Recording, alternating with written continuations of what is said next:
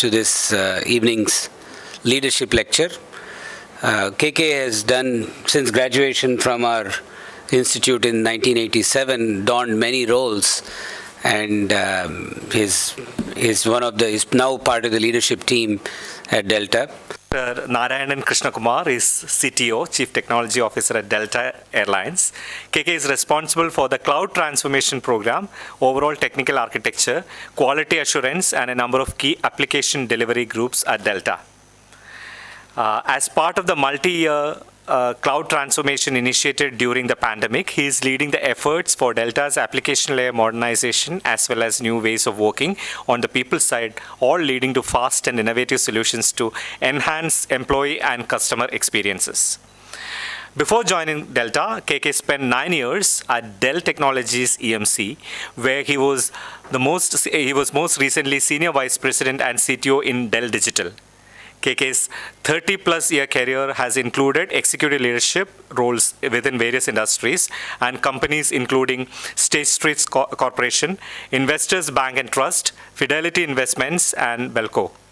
A BTech graduate in computer science from the Indian Institute of Technology Madras, he holds a PhD in computer science from Stony Brook University and an MBA from the Babson College FW Olin Graduate School of Business. KK is a published author with 19 technical papers, multiple awarded submitted patents, and an edited book, Databases and Mobile Computing, to his credit. A warm welcome to you, KK, and look forward to the most interesting session today, Lexi. Thank you. Thank you all. This is amazing. It's great to be back. I'm going to take my jacket off. I see a lot of t-shirts. But yeah, it's such a pleasure to come back to IIT, and I've not been a very regular visitor, so I do apologize if you've not seen me at all, right? So, but I did come 10 years ago for the 25th reunion, 25th year. So, even from hearing about the dates that I'm calling out, right? I graduated in 87, so I'm old. Usually you say it's characterized by gray hairs. I don't have any to show, but that's fine. So anyway, I just wanted to, talk about this topic called being powerful. And I don't have to talk about IQ in this presence, right? Because each of you who's here is incredible high IQ. But what we tend to forget is IQ is not enough by itself. And so that's where, our talk about being powerful it'll get into some of the software aspects of what it is, because I'm sure you all do excellent in being high IQ people. Okay, so that's what we'll get into. So just wanted to also introduce another colleague of mine at Delta Airlines, Anirban Chakrabarti, who's also an alumnus, right? He graduated in 2011 with a bachelor's in ME, Mechanical Engineering. And now he's currently head of operations in what we call the Delta Airlines Global Technology Hub in Bangalore. And so we have 3 technology hubs in the world. And so 2 of them are in the US. One is in Atlanta, which is our headquarters. And the other one is in Minneapolis. Again, that actually was created because of, I'm sorry. I usually have a loud enough voice, so. So anyway, so the other one is Minneapolis because it was the old Northwest headquarters, and then now our 3rd technology hub is in Bangalore. So again, part of it is we're slowly coming into India as well, and about 350 people in that technology hub, and Anandran will talk more about it later. Okay. So what is power? So let's just say we started saying what do we mean by being powerful? What is power? So, as usual, we'll go to the dictionary. And so the top talks about being powerful is the possession of control, authority, or influence over others. And if you just look for synonyms, you see these very aggressive words: control, dominion, sway, authority. These are too aggressive for me, right? So when you say you want to be powerful, I'm going to have control? Maybe. How many of you think it's a good thing, having control? All of us, is it? A few of us, right? Let's go to the other definition also. It talks about the capacity or ability to direct or influence the behavior of others or the course of events. And so there are some similar sounding words there, which are, again, the red one means it's more correlated. Strength, energy, capacity, muscle, and then some other words. How many of you like this as part of being powerful? A few. Oh, quite a few. Okay, good. So again, there's some of us who are aggressive, who want to have control and dominion. The others are, all of us, are going to say that, hey, we want to have the strength and the energy and the capacity. The important thing, though, if you look at both definitions, is there is a word influence, right? Which ultimately becomes the underlying principle of being powerful. We'll get to that in a little bit, okay? Now, one of the things that we always talk about, and being in a high IQ, technology-oriented audience, we always say that, hey, it's technology that runs the world. How many of you think technology runs the world? Nobody. A few, right? Not confident enough to raise your hands. Yeah, 4 or 5. Okay. How many of you think process runs the world? A few again. How many of you think people run the world? I gave the answer away, right? It is the people who run the world. It is us who run the world, right? It's not the technology. Technology is easy. I've been through some fantastic demos and presentations even today. I just came out on a presentation by some of the guys who are doing rocketry, and second year students, third year students, and they talked about 33 students who are actually doing this technology, and it's just incredible. We went and had a visit with the research park. Again, incredible kinds of things we saw, blown away by it. We met Professor Ashok Junjunwala as well, and he was talking about what are the amazing things that are being done. Now, the technology is very, very impressive, of course. And obviously, you need heavy level of process to do this. But in the end, it's you folks who are making this whole thing run. And so that's what comes to my definition of being powerful. It's not the control of the people, but it comes down to how are we going to have those relationships and having those mechanisms to influence each other. And each other is also going to be a very important aspect to it. Okay? So, it's not the technology or the process, it's the people. So what I'm going to do is just go into some of my own experiences and talk about what I've seen in my many years, where I've not had gray hair because it all fell out, but where it's starting to appear as wrinkles, right? So what have I learned over the times? The first one is, if you look at any relationship, and this need not be only professional, this can be life relationship with your life partner, with anybody, with your child, with anybody. The whole notion of mutual trust and respect is the foundation of any relationship. Now, this is not anything that, I invented, right? This is all something you've heard from everybody, including your parents, your life partner, everybody. But the reason I think that it's important to bring some of these ideas out to the fore is because we tend to forget. And so if at all I enable you to recall that these are important things, I would have done my job, right? And so I think this is the starting point of how you start to trust who you're working with and also respect. Trust and respect are not the same, as we know. Trust is all about, somebody else is going to do the job, I'll let them do the job. It does not necessarily say whether they're going to do the job well. It does not. Are they going to do the job to my satisfaction? So the respect part comes to adding to the trust, to saying that if I let them do what they are supposed to be doing, then I'll fully make sure that I'm not even, going to bother about doing any micromanagement of what they do. I'm going to let them run with it. And this is a very important management principle also. And I'll say it's more than management, it's actually leadership. Because where we work, we always say that you typically have work and you have people. And we don't say, you manage the people and lead the work.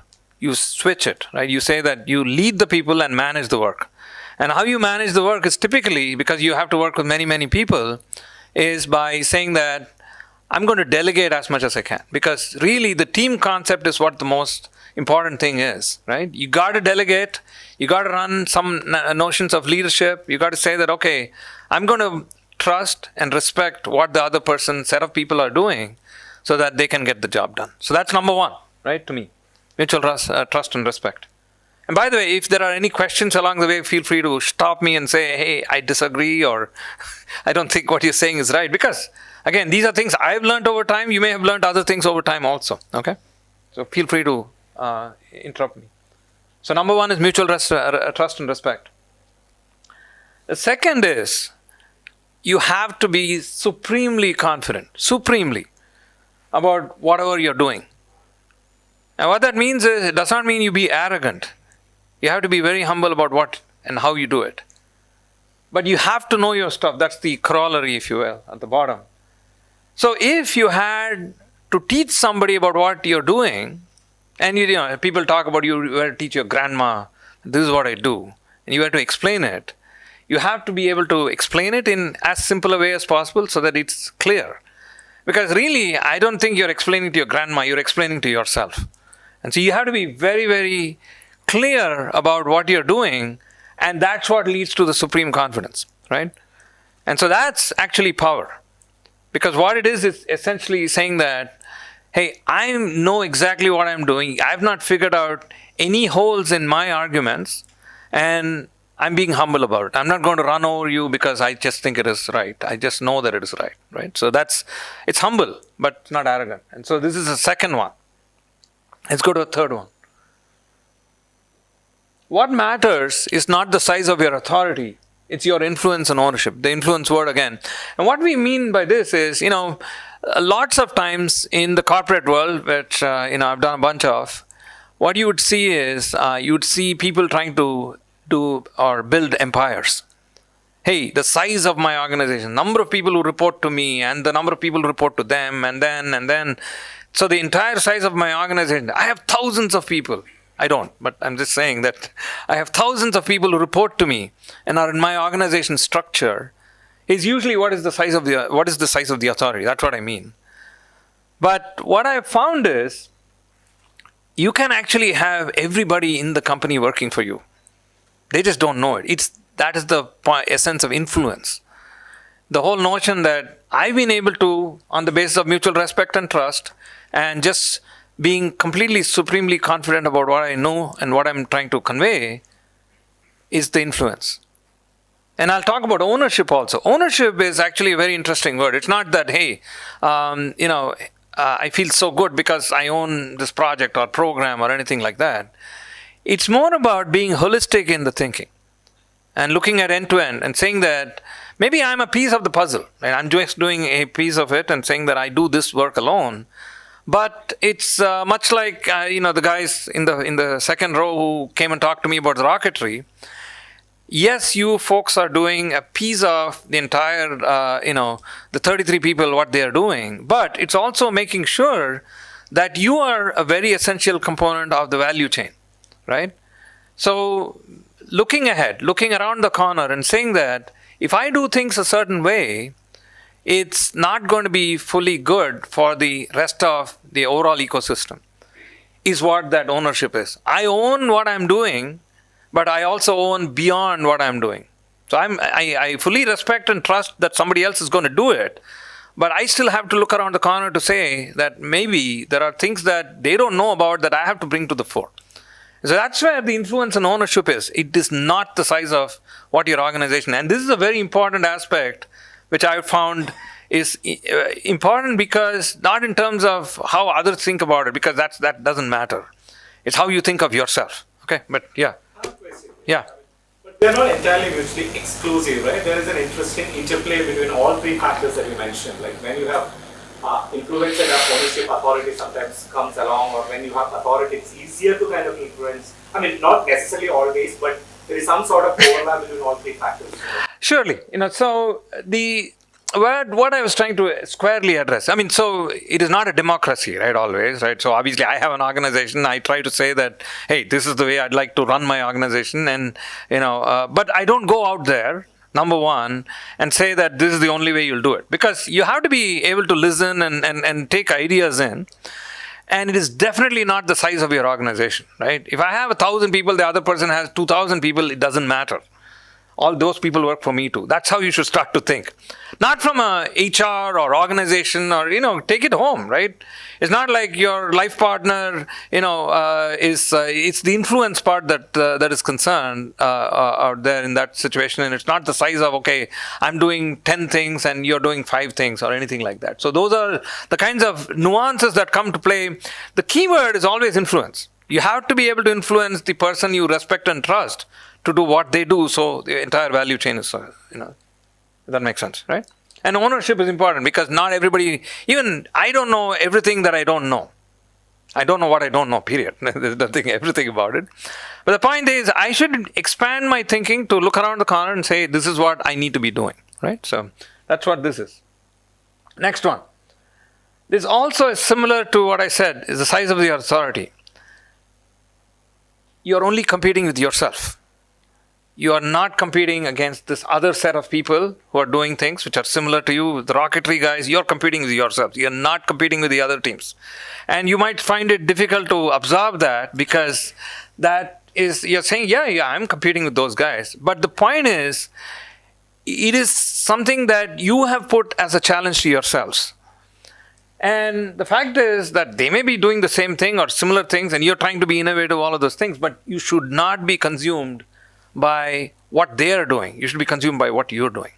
And that's a very, very key principle too. So these are all areas because, even as, I've found, I used to, right? I learned it the hard way that I used to say, oh, that guy's got a promotion. Why didn't I get one? Or, that guy, and this is earlier, right? Oh, he has an A, I don't have an A. What is that? And oh my God, and that consumes you, right? Because that's natural. We are all human.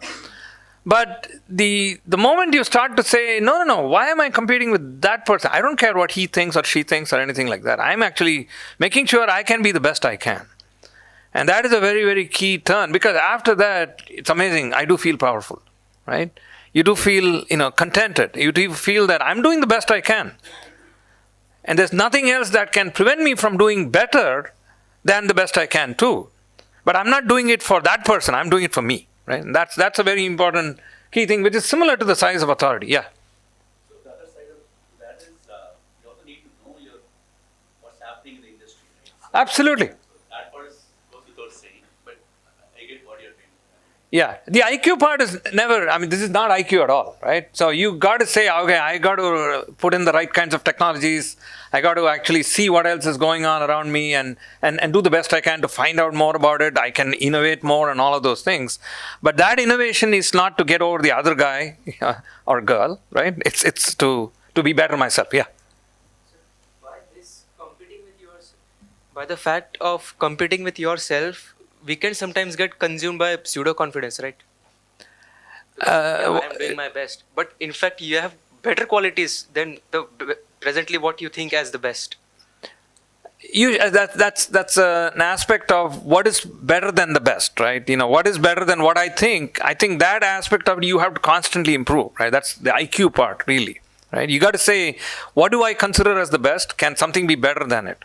Because there are going to be aspects and attributes and features that are going to be adding to what you think is the best that's going to make it better, right? So it's pseudo-confidence, maybe. But the point is, you have to tell yourself that, yes, I have done my research. That's where it comes to the prior things that I talked about. Be supremely confident about what you know, right? There are things that you don't know, but within your sphere of what your knowledge is, it is absolutely the case that you have to do your homework and say that this is when you say this is the best I can do, this is the best I can do.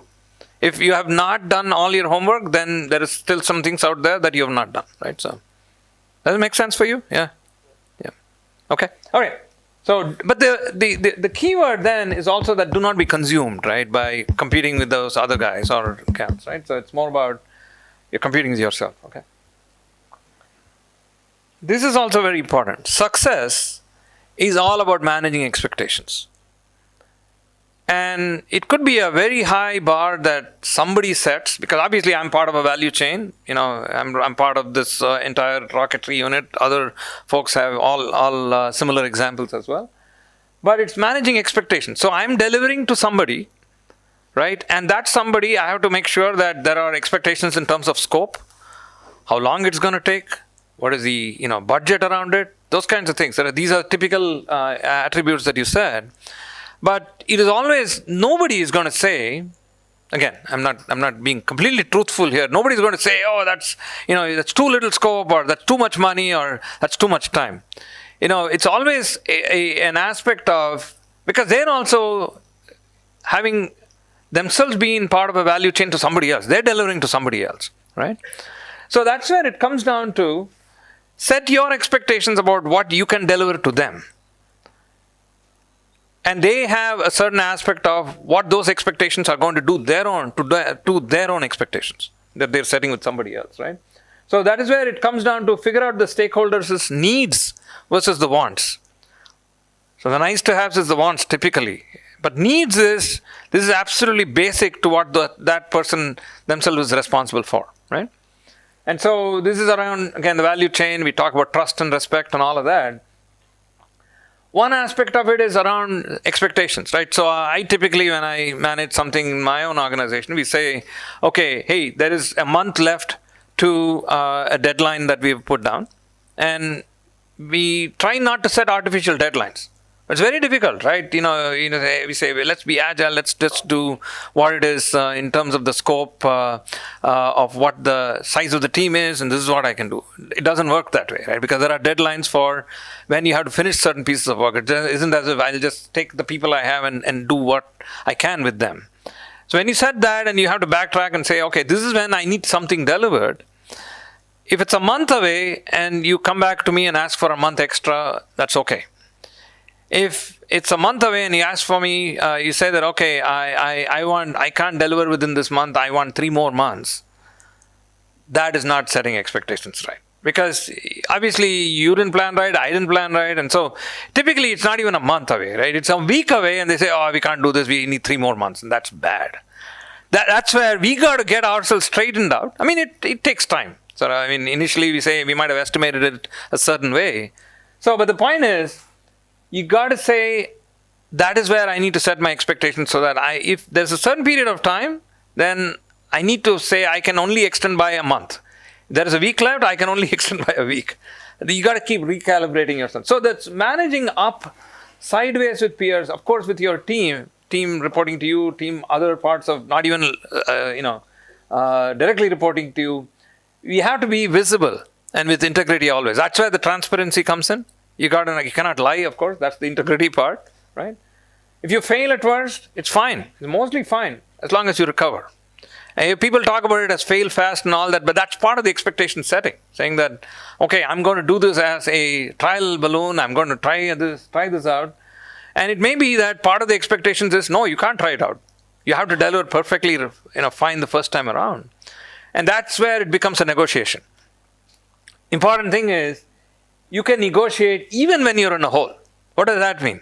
So I can give you an example, right? And this is all part of the value chain conversation, right? As I used to be part of a little company, and we were supposed to deliver certain products to some financial services institutions, and we hadn't delivered, right? So and we hadn't delivered over time, and so we were supposed to deliver this particular product. And so here we have not delivered, we are paying penalties because we have not delivered. And you would think that, okay, you're negotiating from inside a hole. And whatever the customer is going to ask for, you have to deliver what they ask for. Not necessarily. And that's where the negotiation also comes in. You would say that, okay, hey customer, yes, we are in a hole. You have not delivered to your next set of partners, but let's negotiate that and say that, okay, let's make sure you can provide some more of that part of your value chain to your customer. And so what is that minimal part? And so let's make sure that I can deliver you that minimal part in with fantastic quality so that you can translate that and send it over. And then the next piece, I'll come along and give you in certain periods of. So in our case, what we did was we said, okay, we are developing software, we will not deliver it. We will deliver it starting this month. And then you have exactly 5 days in which to pick the 5 top critical bugs. And then we'll fix it and we'll deliver it to you in the next release, which comes a month later. And so you get 5 critical bugs. It's not all critical bugs, right? Pick your most important critical bugs, and that's what we'll fix. And that was negotiation. The customer could have easily said, forget it. I want everything fixed and I want to deliver it right away and so on and so forth. But that's where you got to prioritize. And so that's the game of negotiation. So success, again, it comes down to managing expectations. Whether I'm delivering the whole thing, whether I'm delivering a piece, whatever it is, but set the expectations properly in terms of scope, budget, time, and deliver to them. And that's what gains you that mutual respect and trust. And that's the credibility that we always gain with it. Okay? Keep learning, of course, right? I personally think there is no such thing as irrelevant knowledge. You might say, I spent, X period of time, a few weeks studying about something. It's a waste of time. Hindsight, of course, right? Later you say, why did I do that? I just think that everything that we learned from, kindergarten is equally applicable as the last thing that you learned. Because it just builds on itself. That is your experience. This is who you are, right? And the important thing, though, is ground yourself in facts. That is a difficult thing by itself, right? Because facts can change, right? As we know, because what used to be, the world was probably flat to certain people at certain periods of time. That is a fact at that time. And then the world became round. That is a fact then, right? We think the world is round, yes? How many of you think that? But there are different aspects of what we learn at every time. Everything in our life is actually an evolution, right? But what you might say is that, okay, based on the fact today, I'm going to make a certain decision. And you're perfectly right in doing that. Because things could change. And then what you made as a decision may be wrong. But hey, I made my decision based on that set of facts. So that's the important thing that we need to ground ourselves in, saying that these are the facts. This is how I can, make sure that I'm not going after something bogus. But the learning part is constant, right? I feel that that's as much part of my experience, my knowledge as anything else. So I stand steadfast, and there's no such thing as wasted learning, right? Try to be prioritized around what you learn. But on the other hand, nothing you ever learn is waste, right? So, okay. And then this last one, which I'll show up here for now, is communicate. Being transparent and talking to all your stakeholders and getting it out there is most important. Because it's not only stakeholders, right? We have teams, for instance, what we find is we're going through this cloud program. I didn't say it, Kaviraj said it. We're going through this cloud program.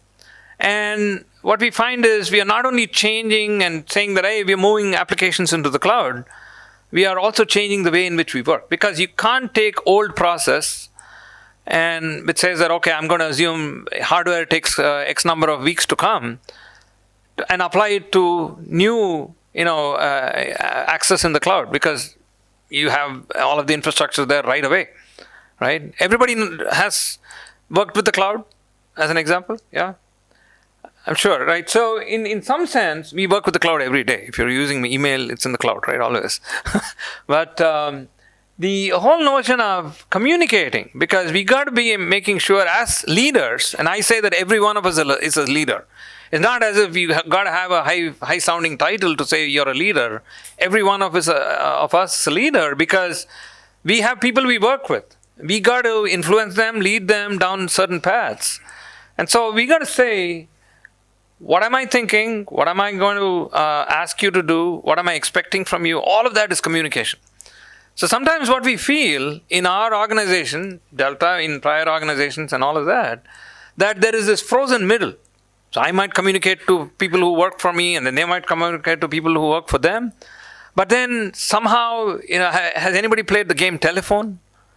Right? Where, hey, I tell somebody something in their ear, and then they take what they heard, or they take what they think they heard, and they say and by the time that word, you say something, and then it goes around and comes around, it's fun, right? It's a fun game, because by the time it comes around, it's completely different. And so the same thing happens in corporate culture, it happens at home, right? Something I said, my wife suddenly does not know what I said, right? But the point is, we have to keep communicating and making sure that what let's say, I communicated is being transferred in with same kind of fidelity, no loss of communication if we can, right? But this communication piece is an important component of anything that we do. Anybody who disagrees, right? So, I have a few principles, smaller font. That's why I all of these we had in the prior slides, right? So the 7 kind of principles: mutual trust, respect, we did. Supremely confident. Not the size of your authority, but your influence and ownership. You're only competing with yourself. Success is all about managing expectations. Keep learning and communicate. Communicate. 3s, right? So, what has this got to do with being powerful, right? So what I said I would do is, I got to make and package it up in such a way that it's easy to remember, because I forget things all the time, right? And so it's very easy to say that, okay, you gave me 7 things, how can I remember these? So the typical thing is to say, how do you become powerful, right? It's easy. That's a P. Powerful. Partnership and teamwork. That's one of the things we talked about. And so what this is going to give you is a framework for reminding yourself for what being powerful is. Reminding ourselves that working with people is the most important thing. And how do you make yourself powerful, feel confident, but also convey and exude the same self-confidence and convey to others is what powerful is all about. Right? Partnership and teamwork is for the P of powerful. I could have put alternatives as passionate, positive, problem solver, punctual. Any of those are good attributes. For me, P is partnership and teamwork. Anybody who feels that there's no wrong answer here, right? Anybody who feels that passionate is better? You think passionate is better than partnership? Ask your team members, but anyway. I think it's intuitive. If you're passionate about the work you do, I think it will directly reflect in the teamwork. Yeah. So that's good. No, I think the P could be passionate for you. And there was a comment here. I'm just saying it's 2 different things. Both are good qualities. Yeah. But my thing is, let's pick let's prioritize and say what my powerful is going to be, right? And in the end, it's going to be my mantra, right? What I go out with and say, this is how I'm going to tackle the world. So my P is partnership and teamwork. Clearly, the partnership we talked about, the teamwork we talked about, most of the things that you can do, when I say mutual respect and trust, comes with the team, right? But it doesn't exclude you. I got to have trust for myself and trust with, and respect with myself as well. To say that, yes, I trust myself to do the job and I respect myself. Maybe to your point earlier, am I confident and am I trusting myself and respecting myself that I've cleared out any things that I don't know? How could I be better? Right? So that's where I think it all comes together. So here are alternatives: partnership and teamwork. What does O stand for? Yeah, go ahead. Problem solver would actually better, right? Because then the team would have to trust on you more. Problem solver by itself is not, it's not going to, of course you want to solve problems, but you don't want to go in the corner and solve the problems without bringing the team in. Maybe, in a certain way, they could help you solve the problem faster. Is how it works in teams, right? So, again, there's no wrong answer. I just think that partnership and teamwork brings all of it together for me, right? You could be a problem solver too. Okay? Yeah. Fair enough. Ownership. O is ownership. Power. P-O, partnership, teamwork, ownership. So this is where I talked about looking around corners, making sure that I do and I own what I'm working on. And there's a whole notion of what is called systems thinking. Anybody know what systems thinking is? What is it? Basically, look at it from the way how you want the system to behave and the needs, that wants, those kind of things. Yeah, and it's holistic, right? It's not a component, it's the entire thing. This is where ownership means I look at it from an overall holistic perspective and not only in my little piece of what I'm supposed to be doing. And that's where I'm part of a bigger value chain and all of that, right? So it could be outcome oriented or it could be outcome oriented, opportunistic, optimistic. All of them are good qualities. I stick with ownership, right? The W, I cheated a little bit, right? We talked about humility. You can work hard, you can work smart, but work humble is a very, very important aspect of it. So you cannot afford to be arrogant in any of your dealings with people. In the end, that's where the team breaks down. If you're going to, pound your fist on the table, be absolute jerk, right?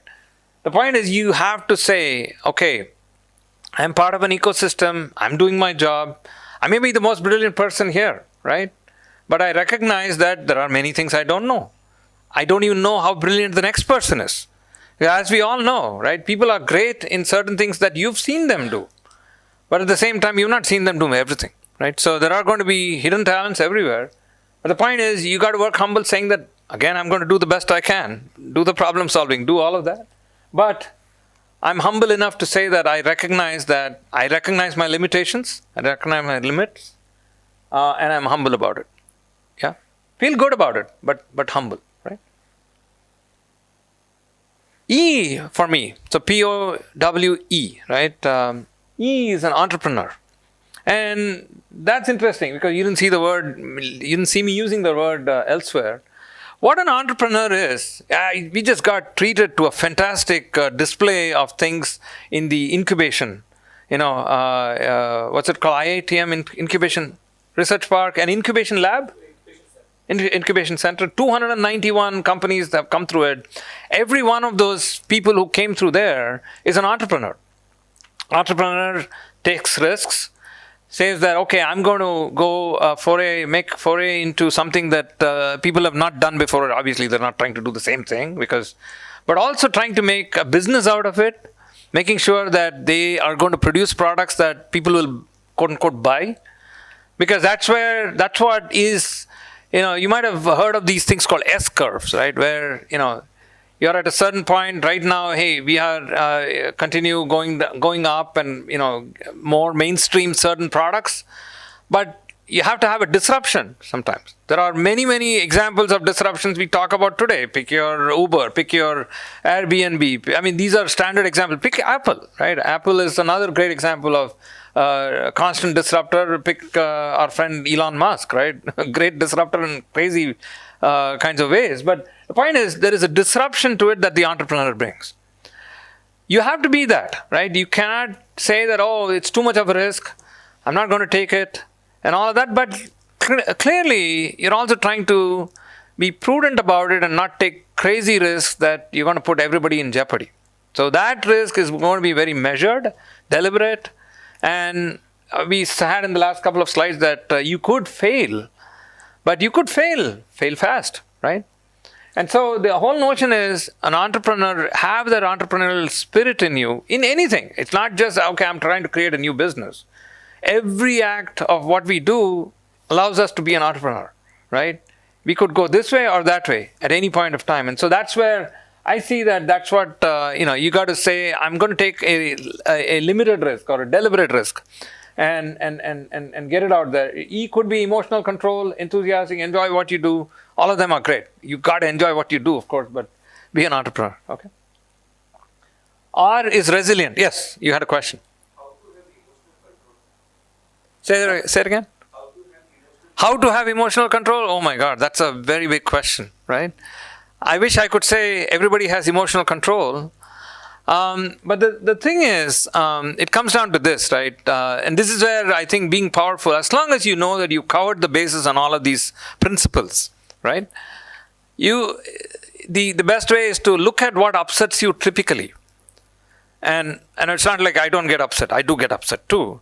But do you have outbursts resulting from it?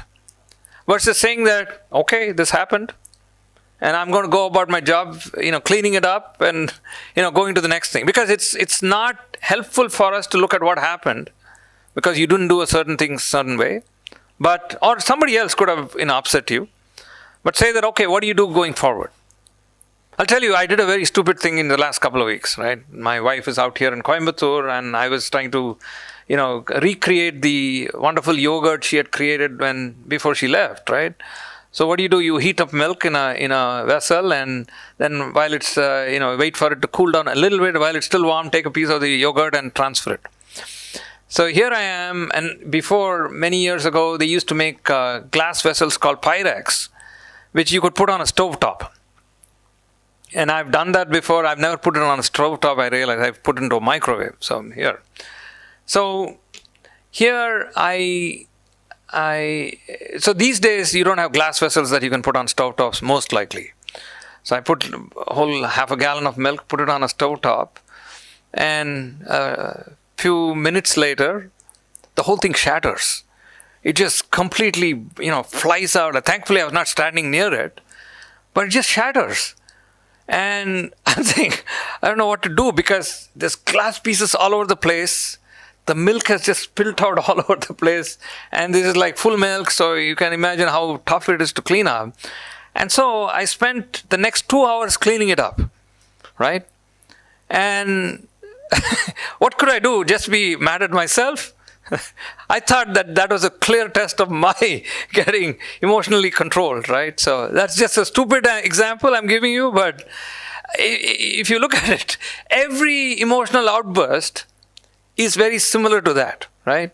Because somebody has done something which is very stupid in your eyes, and in this case, I had done the stupid thing, but I say, okay, what do I have to do? I can't, do anything but be mad at myself, and I've created enough damage here. I just have to go about and clean the glass and make sure nobody else gets hurt. And it's very difficult to clean milk. Have you ever done that, right? So, anyway, sorry for the stupid story, but hopefully it gives you some sense of what emotional control is about. It's going to be the highlight of our talk, I think. Okay, yeah. So let's move on to R, resilient.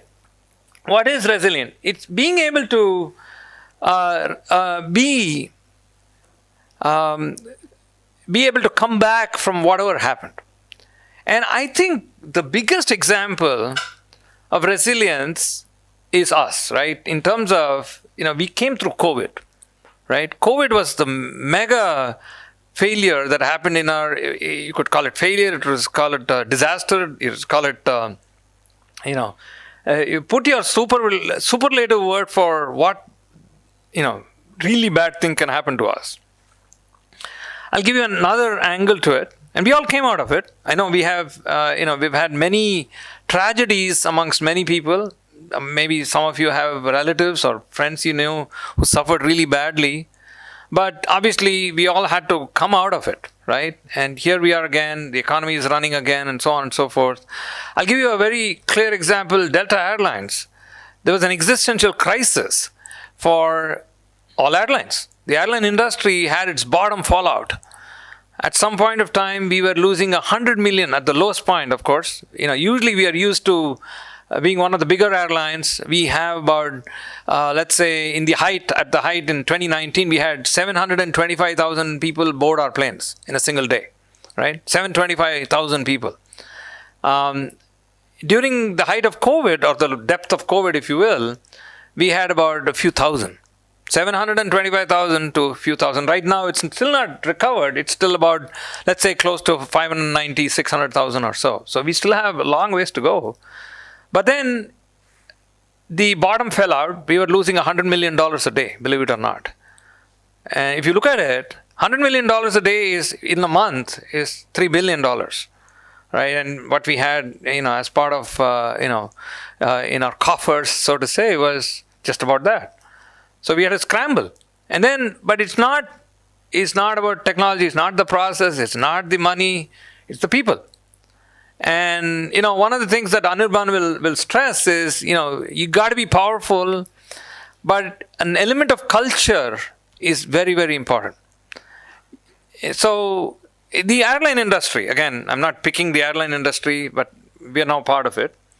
I've been in other industries too. Financial services had its, really bad situation in 2008, but, when the markets collapsed, right?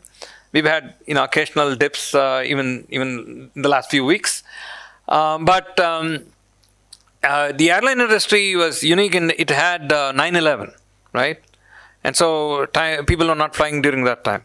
Airline industry also had bankruptcies. All of the airlines went bankrupt in one way or the other. Delta Airlines went bankrupt in 2007. We went through a merger, right? And so there's a lot of change. It's all about change management. And then we had COVID, right? In between, we've had all kinds of other craziness. And every day there are thunderstorms in Atlanta and Minneapolis and all that. We don't fly to India, unfortunately. We will start doing that soon, but hopefully, right? So I can take a Delta flight when I come here rather than go to Paris on a Delta flight and take Air France or something. But the point is, resilience is all about bringing the company back, retaining the people. We could have had many people just leave, but people just stayed on and said that we're going to see ourselves out of this craziness. And so that's one huge form of resilience. The only industry, I think, which was worse off than the airline industry was the passenger cruise lines, ships, right? Because they are typically always worried about, they are floating hospitals, because you get on the cruise ship, then sometimes they have, the entire ship with some disease or another. And obviously you can't get on with COVID, right? Because that will just spread. So, but the point is, they went through a tough time, really. That's called resilience, right? All of us go through tough times. There are small tough times, big tough times, but again, I wouldn't replace resilience with any of these others, even though they look pretty good. Reinvent yourself is good too, right? So, okay. The F in powerful, right? We did power. So let me just remind, the P is partnership and teamwork. O is ownership. W is work humble. E is entrepreneur. R is resilient. F is, we talked about facts. So the notion of fact-based decisions. You have to make your decision based on fact. So there are always people who would say that, oh, I don't know, why did you make this decision? And, I think I saw some other piece of information there, right? You have to make sure that that other piece of information is correct. Is it a fact, right? There's always hearsay, there's always gossip. And the other principle I typically follow, so you have to make your decision based on fact, but facts could change, right? As we said, the world used to be flat for somebody. They thought that is the fact, right?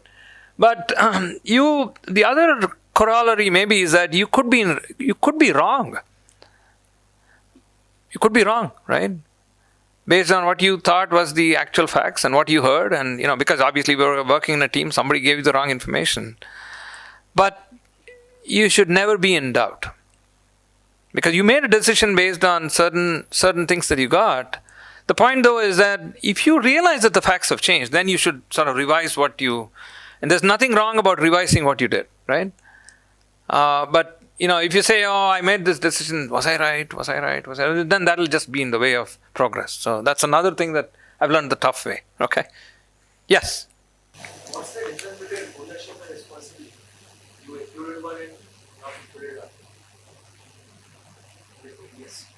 Yeah? The previous slides, you did not include the responsibility. Ownership is responsibility.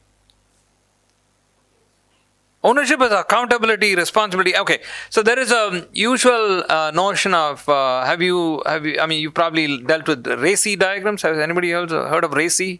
R-A-C-I? Yeah? R is responsible, accountable, A is accountable, C is consult, and I is inform. When we typically have a set of stakeholders, and let's say you're working on a report, then the person who is responsible for producing the report is the person who's doing the work. That's the R. A is accountable. As in, maybe you're part of a team, the team leader is supposed to be producing that report, but on the other hand, you are the person doing the work. So that person is A, right? The consult is where, hey, there are other people who, you could consult with. You're not the person, you are still the person producing the report. You consult with somebody else to get some more information, facts, and so on and so forth. That's fine, that's consult. And include them in the mix. But still, the report is yours, the person accountable is your team leader. And I stands for inform. Meaning, okay, I'll inform you that, I'll give you a copy of the report at some point of time. So those are the different roles. In a certain way, ownership is all of them.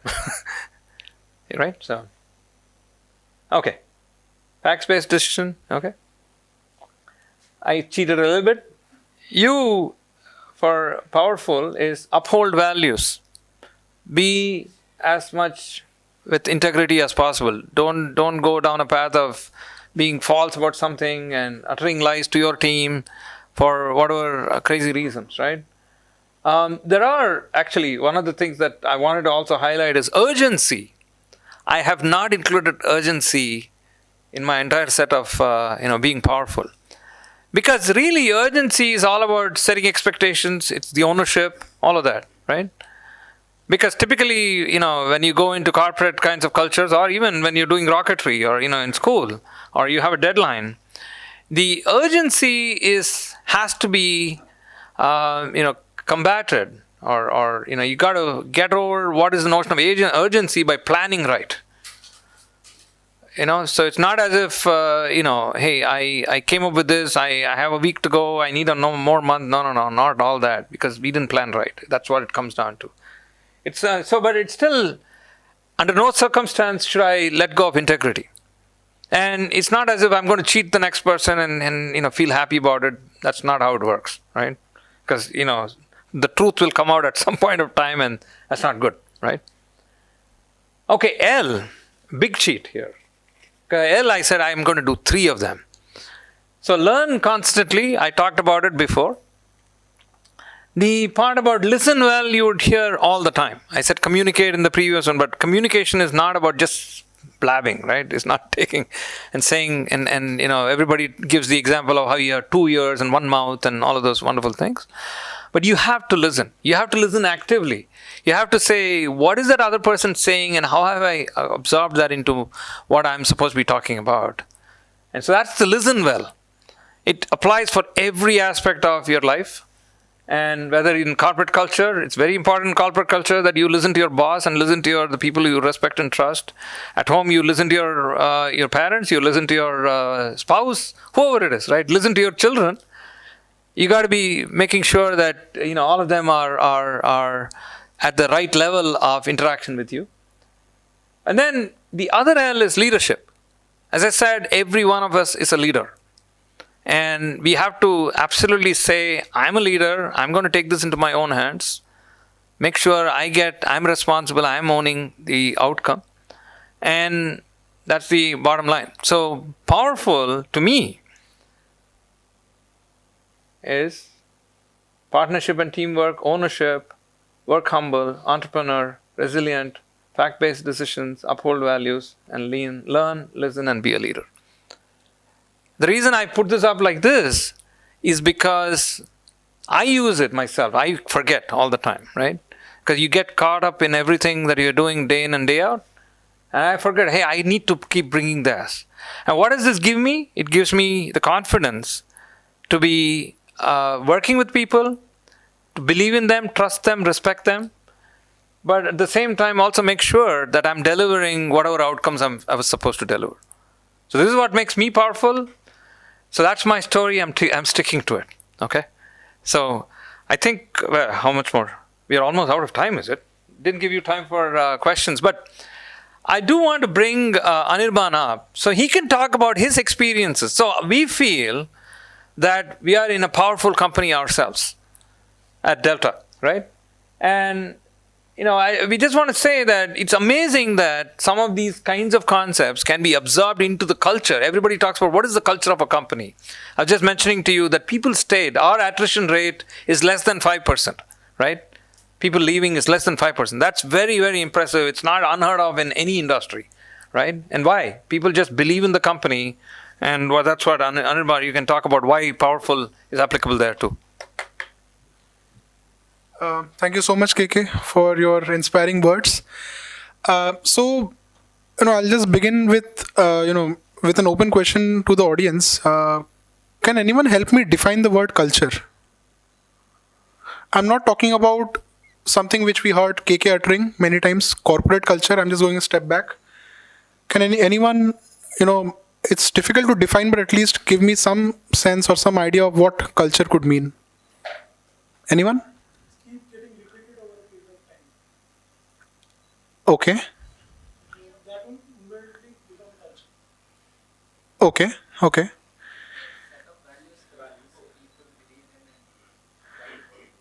Okay, so you said something that keeps getting repeated. You said values. Okay.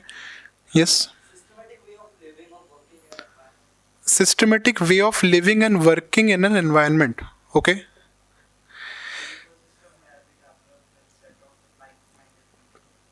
Okay, so I've got 4 definitions so far, and all these 4 definitions are kind of, amorphous, right? It's not really leading on to a very well-defined definition of culture, right? And that is because the word culture itself is according to Raymond Williams, he's one of the better known English literary critics. He says that the word culture is one of the top 3 or 4 most complicated words in the English language. Now, a way to understand any word could be to try to understand what is the opposite of it, or what is the other of it. Opposite is generally in terms of adjectives, since culture is a noun. So let's try to define what could be the opposite of culture, right? So there are multiple ways, since the word culture doesn't have any fixed definition. Its meaning has changed over time. So we have all heard of this thing called nature culture divide, right? Everyone, when we are born into nature, and in the first few years or first decade or so in our lives, we get imbibed into a certain culture. So that is one way of defining culture. The other way could be culture. The other of culture is, let's say, barbarianism, right?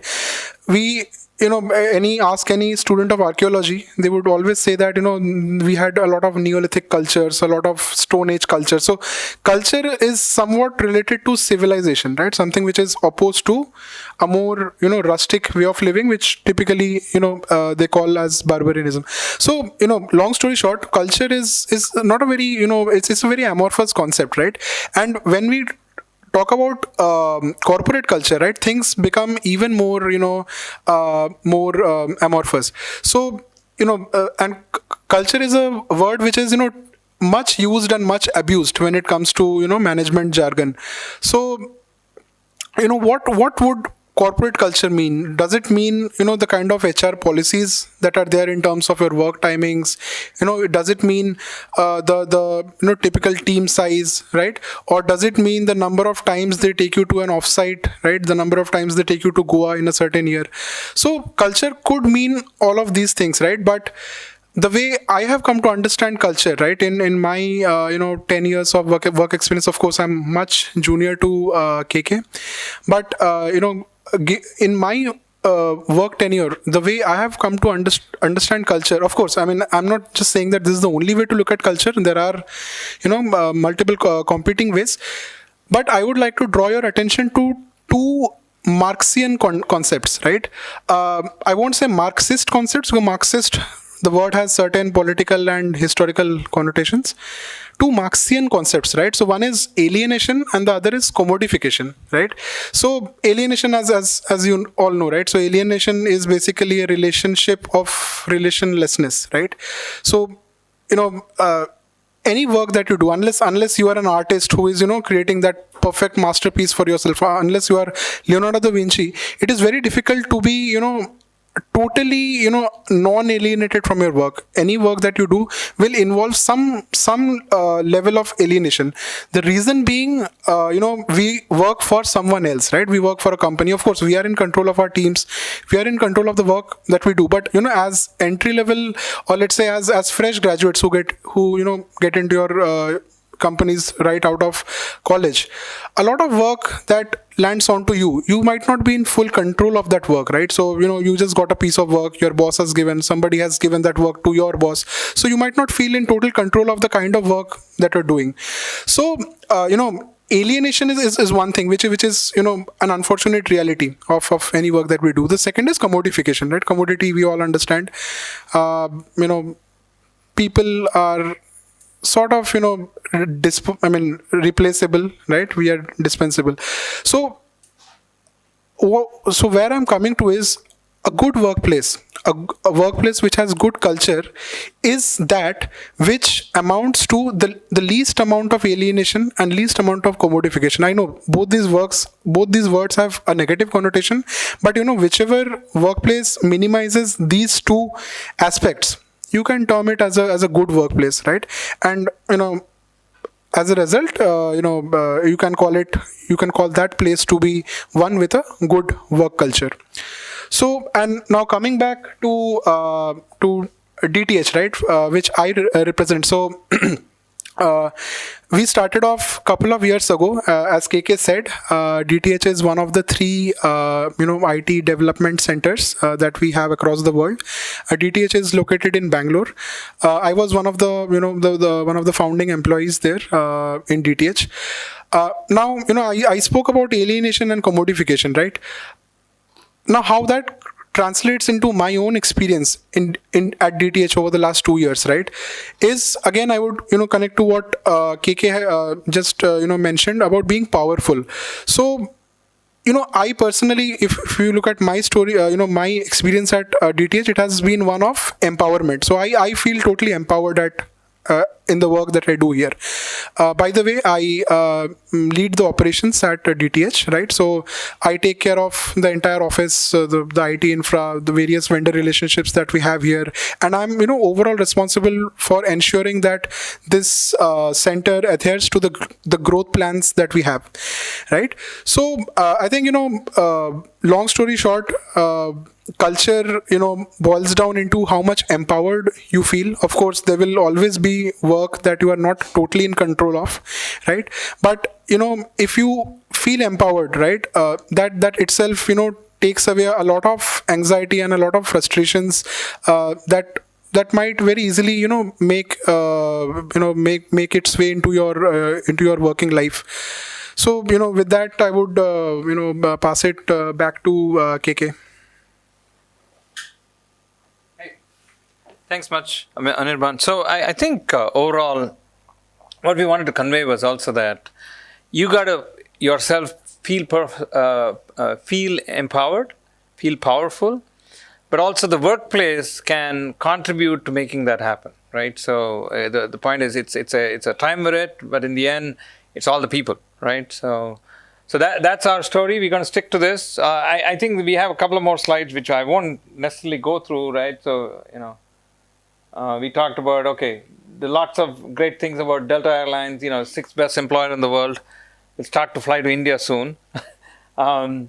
Anybody heard about parallel reality? It's a cool technology. I say it's not the technology, but that is cool technology. So you should go read up on it, where, you can actually, in Detroit, they have it installed in, there's a massive, screen where you actually can, take your boarding pass and you can get it scanned. And what really happens is there's a camera above which treats you like a blob. And so it knows that you're the person who got it scanned. So it'll update on the screen, where is your gate? So it'll tell you, hey, the gate is 5 minutes this way, or to another person who's going that way.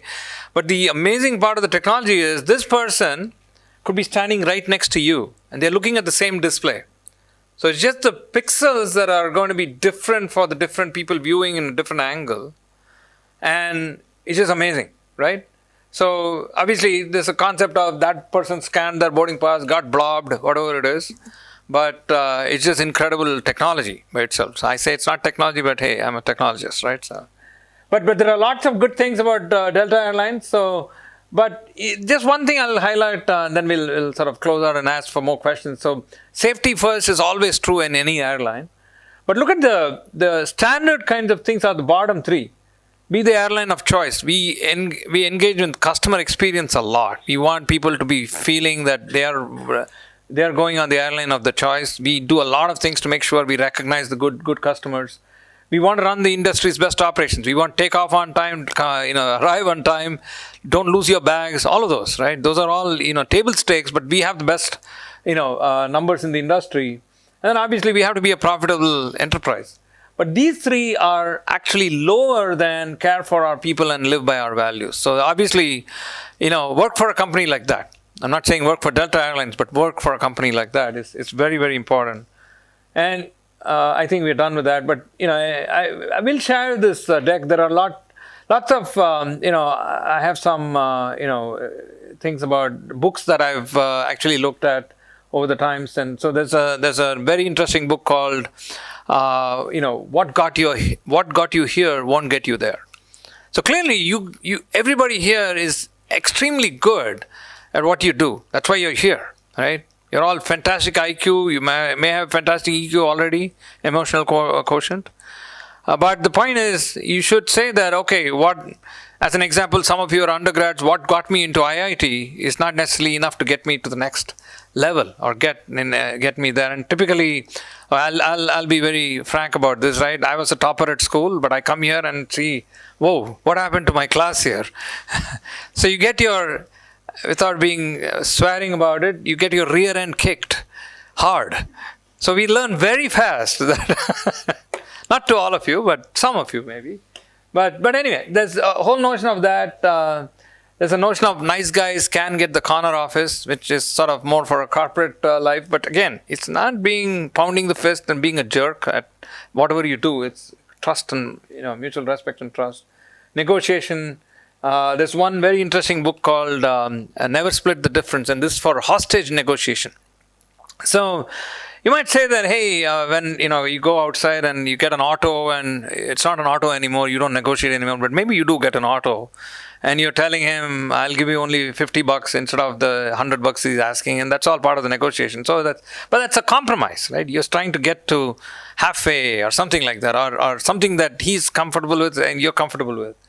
The interesting aspect of a hostage negotiation is this, right? He says never split the difference, because you want to get all the hostages out of there. There's no compromise, really.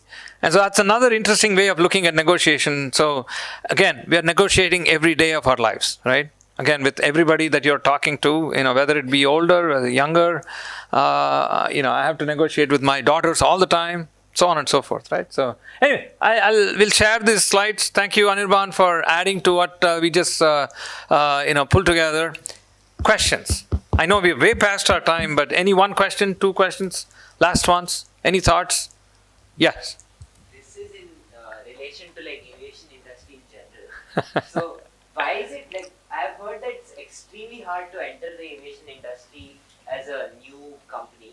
Is it because of the hardware and the huge planes required, or is it because of customers' trust and all of that? It's a combination, right? Clearly, it's first of all, you hit upon it the first time around, right? These planes cost billions of dollars, right? So you have to have somebody with very, very deep pockets who's bringing you to the fore. So there's a certain barrier to entry for that. But it's like any other retail business that needs good customer service, because in the end, running a cheap airline, its operations are very, very important. So people pay attention to whether you take off, and as I said, right, safety is number one. You cannot have an operation that is shoddy, and you can't have people falling out of the sky, right? So no, we don't want that, or planes. So it's a difficult set of standards that you have to hold yourself up to, and it's not as if, oh, my car, is leaking oil or something like that, and I'll go. It's not hardly that, right? You cannot do that, right? So these planes have to be in ship shape. So it's a tough operation from that perspective. The customer experience angle is something that all of us are still learning, right? So we got to say, how do you recognize a customer that actually had a bad experience, had a good experience, and make sure that, because we also call it as a high-tech, high-touch business. High-tech because you are flying in aluminum tubes, which are incredible technology, right? And Boeing and Airbus and all those guys put fantastic technology into it for the billions of dollars that we spend with them. But it's also high touch, and also the IT systems that make them run. But the high touch is, you see so many people as you get to your the flight that you're going to take, and you talk to, because sometimes you might have these days you don't quite book you don't call in to actually book a ticket. You just go online and book these tickets, right? But the point is, you're talking to that person. You're talking to somebody when you go to check in your baggage. You're talking to somebody when you go to check in. Sometimes they may be different people. Then you go to the security check, and that's not necessarily controlled by the airlines, but we can, right? So we can have the appropriate kind of mechanisms to make sure that your stress level is reduced, because we all know that the highest stress is getting through security, number one. And the second piece of stress is standing at a gate and trying to get your bags. So get to the front of the line so you can get your the bags up there in the upper compartment, right? So those are the two pieces of stress. We need to make sure that how can we reduce that stress? So there are high bars for for instance, Delta does not consider itself the economy class or economy class, yes, but not the cheap airline. Because what we want to say is, if you're willing to pay for getting the right kind of service, and we are very proud of the service that we provide, then it's something that we will go by. I mean, and so essentially we're very proud of the kind of service we provide, even if it's at a higher cost. So these are various aspects, but it starts off with the billions of dollars in planes, and then it's a tough business as well. Okay. Yes. As an individual, we can try and practice this concept of being master.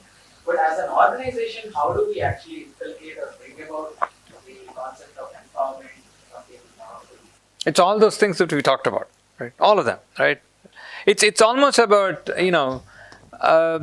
it's very important for us to realize that we influence people day in and day out. The kind of what you project as my principles, like the powerful concepts, is what people will start to see in you, and saying that, okay, yeah, I'm not getting upset. I'm saying that I'm supremely confident. I'm trust and respect people. That is, it's actually infectious, is how I would say it. So it's your attitude, right? In the end, it comes down to your attitude. Call all of that powerful as your attitude. And I just think that takes a little bit of time. It will take a long time sometimes. But the point is, you have influence. And so, in a certain way, I'm influencing you folks, right? So, you take what you like about it and leave behind what it is. But the point is, all of us learn every day. And the positive approach, positive attitude to it is what, can help us all, right?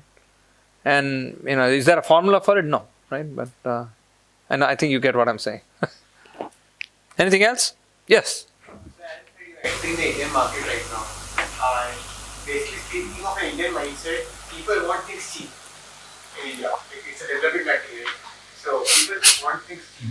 So and the principle you're following is the ticket is not cheap, but you're providing a world-class facility, experience to you. So how are you going to deal with this in India? Because people do sacrifice with the experience for getting things here. Yeah, I agree that being cheap, maybe inexpensive. And listen, cheap is a very poor word, right? So inexpensive is what Indians like, right? And it's not as if we are entering the Indian market now. I mean, we've been in the Indian market before, and we're re-entering it, right? So in a certain way, the question is this, right? There are different aspects of retail. Forget planes, right? Forget the airline industry. If you go out to buy a shirt, for instance, you see various levels of shirts, right? I can buy something from my corner store. But I can go to, why do people buy shirts from Raymond's or, whoever else, right? Louis Philippe or, first of all, I don't know. I mean, are those more expensive than the one I can buy from the corner store? Probably they are, right? But people want to look good, right? So, it gives them a certain amount of, confidence, self-respect, those kinds of things. And it's what it is. And so, the question is, who do you want to give a higher level of service to, and the straight consumer. So I can tell you this, right? Even in our market, the place where we get the most margin is the corporate market. So if you're part of a company, and and what happens is, a company does not always plan things out, so they end up paying higher prices. You end up paying higher prices on behalf of a company because, hey, I'm booking the ticket for 2 days out. Versus any of us wanting to take a vacation, like, we'll think 6 months ahead and say that, okay, I'm going to book my tickets on a Tuesday because then it's inexpensive. I don't know, some rules of thumb like that. So there are differing, aspects of the client and the customer market. So and it's not only India that wants inexpensive tickets. It's the rest of the world that wants inexpensive tickets. It's just that Delta has preferred to say that, okay, this is the market I want to be in. There are many airlines which give you not even economy tickets. There are some things called basic economy tickets, meaning that that's even worse than you cannot pick your seat. You might get a middle seat all the time. You might get a seat which does not recline. Maybe the seat is broken. I don't know how. But that is basic economy. And you can't, if you go as a family, you can't sit together. And those are all inconveniences. Everybody has a threshold for what the inconvenience is. So that's what we got to deal with, right? So, yes. Would you describe the leadership style of Delta as laissez-faire, or would you say it's involving the employees quite a bit in decision making and everything? It's not laissez-faire. No. That's why we got to balance it, right? We got some really great leaders. Ed Bastian, is our CEO. And he's quite vocal. He's not even, he's vocal out in the press, and he comes out and says things and makes a stand about some political things even, right? And so a very well respected leader, as a CEO. Now it's not laissez-faire in terms of, obviously, he has a very strong financial background. He was a CFO at some point of time, and he's been with the company forever. Now the kind of leadership that he exudes, all of us want to emulate, right? Now, you had an aspect of, okay, he said, involving the people in some of those decisions. Clearly, he has a notion of what is called a Delta Leadership Committee, which is a certain set of people, and then it sort of extends. The important thing, I think, is that we have a factor called NPS, Net Promoter Score. Everybody aware of that? What Net Promoter Score is? What it is very simple, actually. In the sense that, scale of 1 to 10. If you have a survey and you say, did you like what this was, right? Whatever it was, did you like what this is? Then you say, if this person ticked 9 and 10, then they are a promoter. Anything else, they're not a promoter. They're actually a detractor. So you say the Net Promoter Score is based on that percentage. And so we do that with customers on a regular basis, right? And we say that, okay, how do you pick Delta? And so there are scores of 70 and stuff like that, which are very tough to attain. Now, believe it or not, during the height of the pandemic, customers said Delta had a score of 70 plus, right? Meaning 70% of the people are saying we are in the 9-10 category, right? Not even 8 or 7 or anything, 9-10. So what we do is we do a similar kind of thing with employees as well. We measure employee NPS and engagement, and we give them a set of questions and say, we do that on a regular basis. So if you say, are employees directly involved in some of the decision making? No. Ed Bastian is not going to ask and say, hey, what about this? But we do listen, we try to listen well, let's say. And input from the rest of the company and saying that what are we going to put our strategy around. And one of the things that I think there's a common quote which I don't think Anirban mentioned when he talked all about culture. There's a quote saying, culture eats strategy for breakfast, right? And that is the case, right? If people didn't want to support what the company is doing, they would make themselves very clear that we don't support what the company is doing. So we are, so one way to measure what or have employees provide input into the process is NPS for employees as well, not only for customers. Okay. Yeah. Any other questions? Yeah. So when you look at the tech companies, tech giants in the US, actually, how overweighted is it? Because if you actually look at most of the tech leaders, they all have perhaps like whatever they are very difficult and several kind of people, like very difficult to work with, right? And so is that like that individual technical brilliance is more important, and you have a lot of IC roles also, individual contributor roles, right? Which essentially say that your individual brilliance is more important at times. So teamwork is overrated? What has been your perception? I don't think teamwork is overrated at all. It is actually the thing that makes things run. Any of these tech leaders, whether they be jerks or whether they be brilliant or however and it's also sort of, I think, I didn't put it up there, right? You would also realize that most of the time a person's strengths are also their weaknesses, because they're so far into their strengths and they believe in it and believe in themselves and I found my strengths are my weakness too, right? And so this is what I would apply to any of these folks who are, tech leaders. They clearly need to be disruptive if they're going to change the game. Look at electric car market, and I won't name these names, but you know who I'm talking about. But the electric car market is incredible, right? It took that many years to even get to a point where or it's going into space and any of those, right? But on the other hand, they are not by themselves doing this, right? It's like, this is where the culture eat strategy for breakfast is directly applicable. Because by themselves, they can only point and say, go in this direction. There are teams that have to move the whole, somebody has to produce in actually quantity at scale what this person may have been as a leader pointing in the direction of, right? So there's no such thing as teamwork is overrated. It's those teams that have to work together and be non-dysfunctional, meaning function as a smoothly humming unit. Because if it's not going to work that way, then there is a better way to do it, and nature will find its way.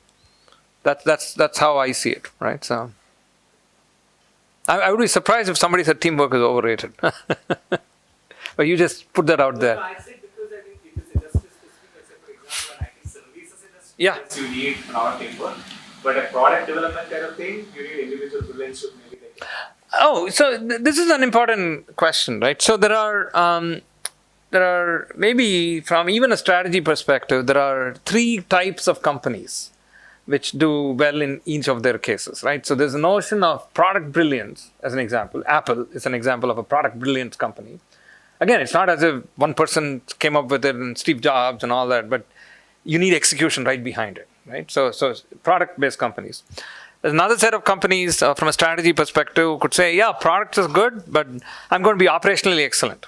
So you could pick Dell as an example, because they did the whole supply chain optimization, and the fact that at whatever point of time Michael Dell realized that, hey, this is where I'm going to make, even if the margins are low, I'm going to make good products because I'm going to optimize the supply chain. So, and this is where the notion of, on-demand kinds of, you can go and choose which one you want, and it comes to you very fast. That's operational excellence.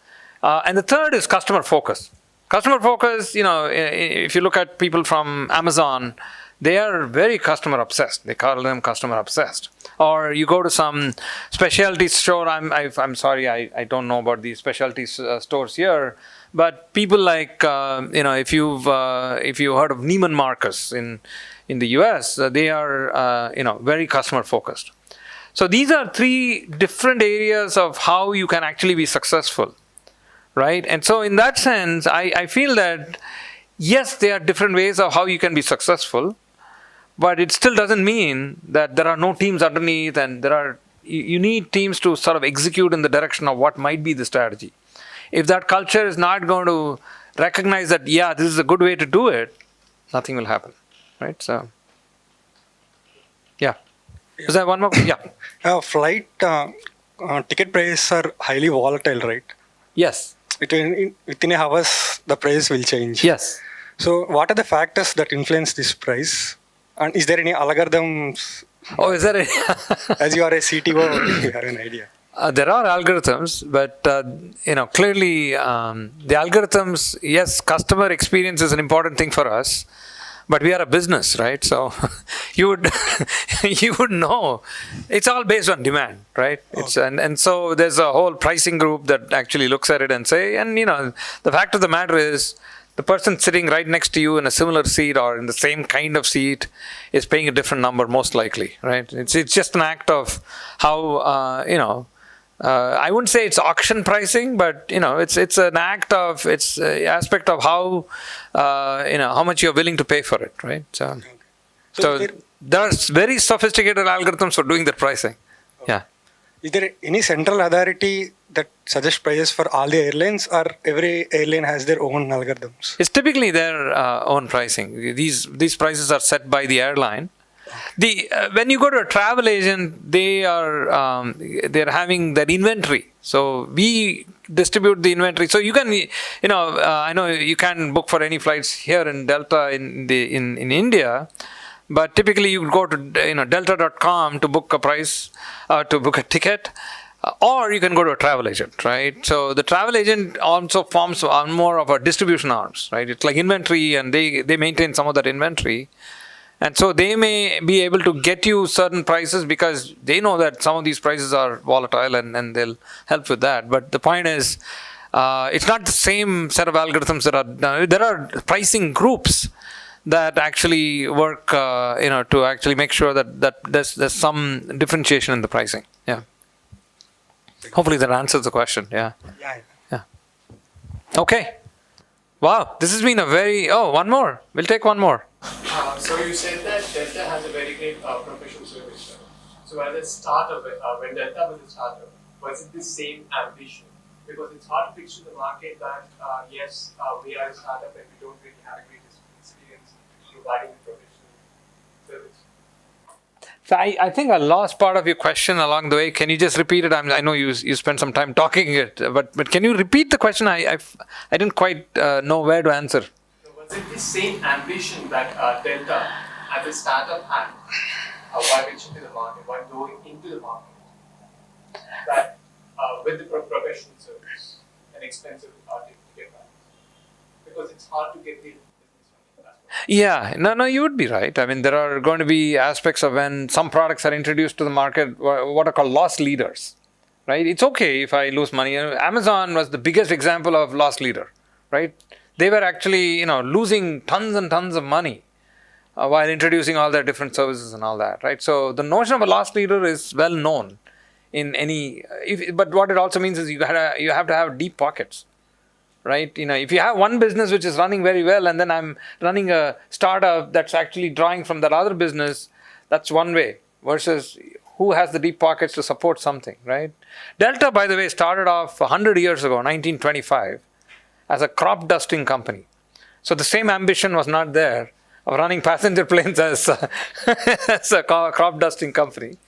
But the point I think you were trying to make is, will your ambitions change as you go forward? And they will, right? They absolutely will. And the whole notion of, our motto is keep climbing. That's exactly what I'll leave you with. Keep climbing. Yeah.